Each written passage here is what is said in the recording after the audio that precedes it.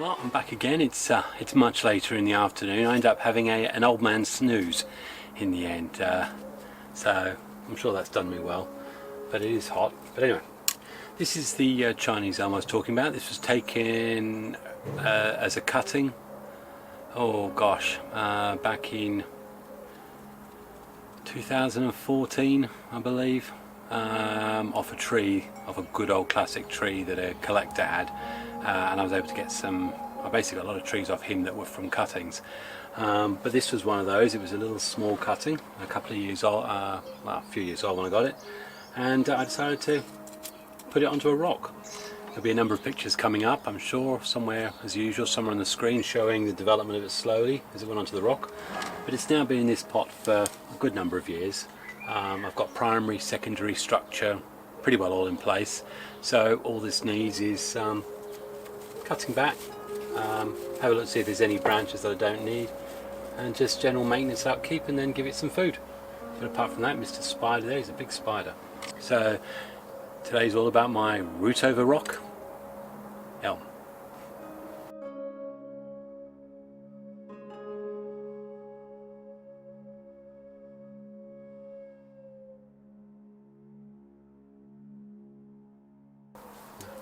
So all I'm going to be doing is, with Chinese elm, it's straightforward, just cutting back to normally leave three leaves on. Okay, so as I say, what we're going to do is, I think in this case I'm going to work from the bottom. You see there's good branch structure all the way around this, so it's actually a case of tying it out now and seeing where we go from here. With Chinese elm, as you would with Zelkova as well, they're really happy to be pruned hard, and quite often when I first buy the import ones, which I haven't been able to get for a long time, I'll often prune them right back to the base branches and then regrow everything else after that, secondary branches. But they're staggered leaves, and you can normally, what you normally do is you can see little buds as you go all the way down. And if you've got a great big long length like that, what you actually want to do is take it all the way back to the first possible bud point and then come in about 2 buds. So I'll actually, if I want to take the length off this, could take that great, but I might be tempted to take that great hunk off and then grow from this smaller.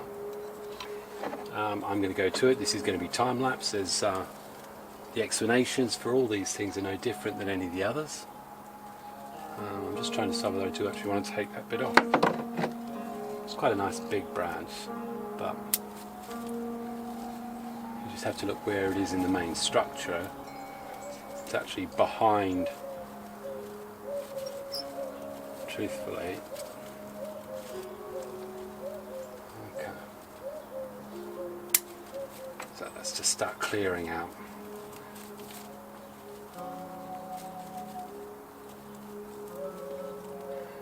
I'll take away normally anything growing up.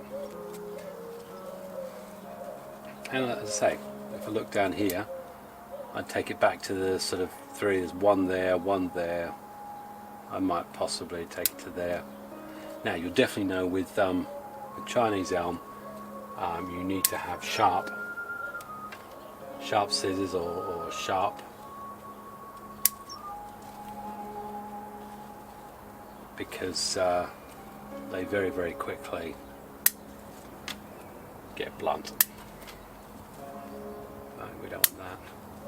Some people say you go back to only go back to 3 leaves. I haven't found that to be an issue, to be honest. I basically, any branches that are going up, anything that's going back or into the tree, I'll normally remove. There's another option there. I'm not sure about that one yet, as you can tell. Tend not to wire. Chinese elm is really it's a clip and grow tree.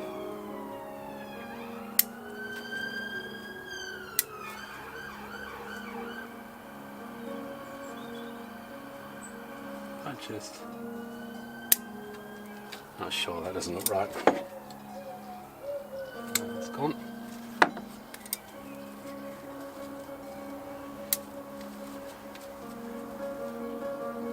That's nice.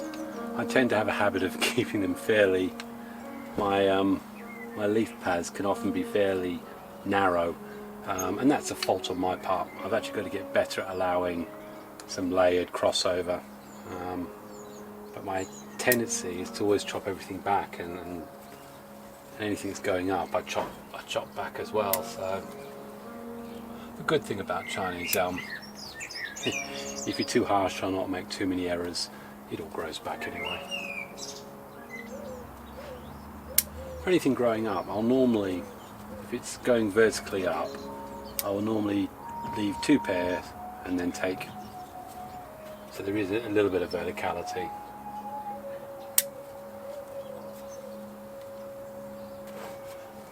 Yeah, I mean that's a very narrow pad, but then what you do is you look around, you go down and you look for any smaller ones here, like the 6 leaf pairs. I'll take that back to 3. 6, take that back to 3, and I'll go around the whole tree, just pulling at all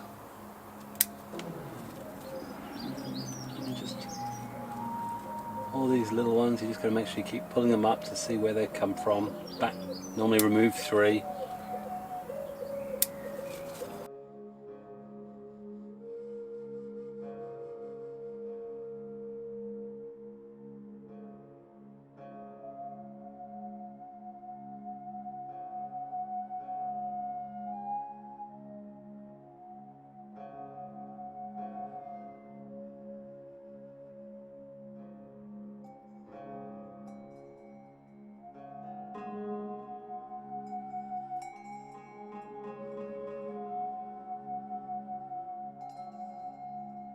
These are always the more difficult. It's always a difficult. It's a lovely big growth, but actually you want to take it all the way back.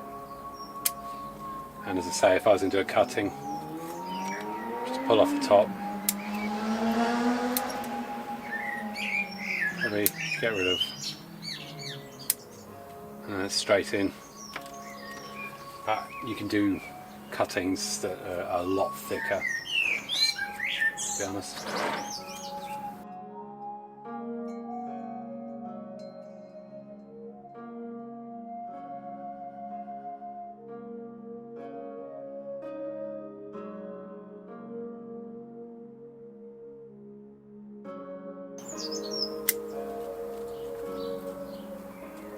And sometimes I might leave something like that going up, and this is me trying to create more levels and layers above each other, but I know it'll happen.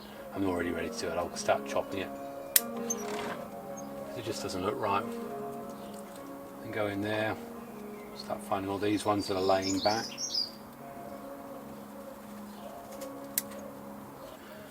It's probably one of the easiest to do the pruning for. It's the spider. They can just get very, very monotonous and very, very frustrating because the smaller branches, you have a look where they come from. They come all the way from back there. And to be fair, all you've got is that one long branch. You can't have that. You want to create ramification. So you have to take it all the way back. 2, 3, I'll probably take it back to there. So when you feel like you've got this great big tree, actually you haven't really. There's something growing down here.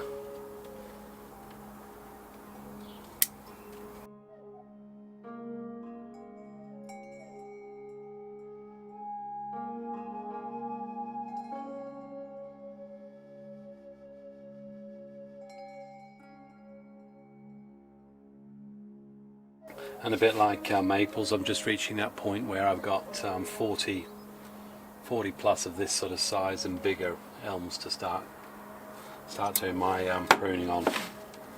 So now here goes another thing. We've got this lovely extension here, lots of growth here, and then there's this bare spot here.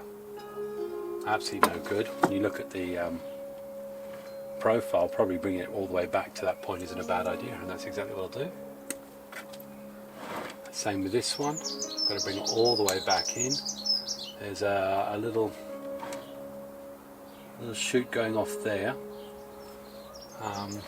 so I'm going to take it all the way back to there.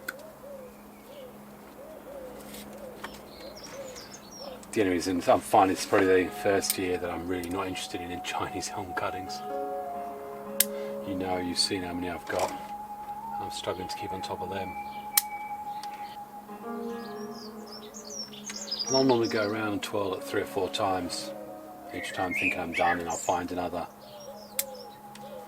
straggler there. And there it's got 1, 2, 3, 4, 5 leaves, so technically I'll definitely take that one off. So we're up to here done now. Do you know, the front could actually be there. There's nice roots there. Mind you, it's nice there. You've got a lot. I suppose I'm looking for an opening or a gap where you can maybe there. I mean, they don't all have to conform to that, you know, 2/3 at the front, there's no branches, then there's more at the top.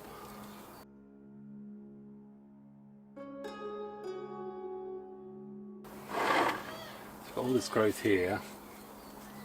We've got a bit of a mess here actually. Right at the, I mean, we're right at the apex of the tree, and we've got these great big heavy lumps here. Feeling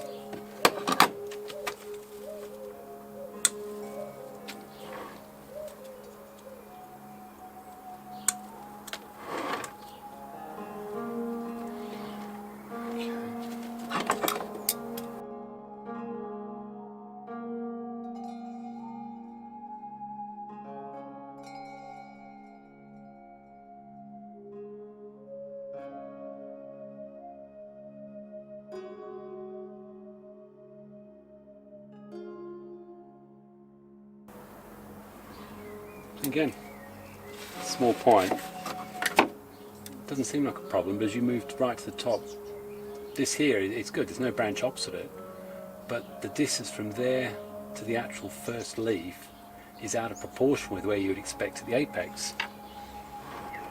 So I can either remove it, or there are little bud points behind it, just see what happens, see if something comes. So I've got this here, 2 levels there. I'm not going to do much there. As we get higher up, I'm less and less concerned. Now, I've actually got an option here. I don't know if you can see here. You've got a branch here, little one, another branch there, this branch up here. I could actually remove that entire top lump, and that would then mean that the apex would be about there. But I do like the movement going back and forth here, so I'm just going to keep pruning it.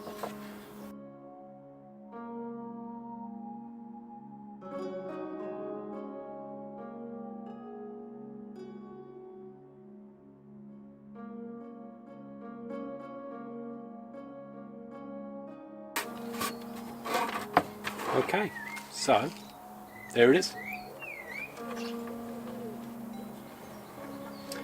Considerably more you can see right through it. It also means light, air can get to this, and what will happen is when I go for a second prune of this in about 6 weeks time, I'll hopefully have a lot more decent ramified growth coming out. I mean, the ramification that's happened with this already over the last few years is absolutely brilliant. I'm very happy with it, and as a root-on-rock I'm even happier with it. So I'll put some Miracle Grow on it.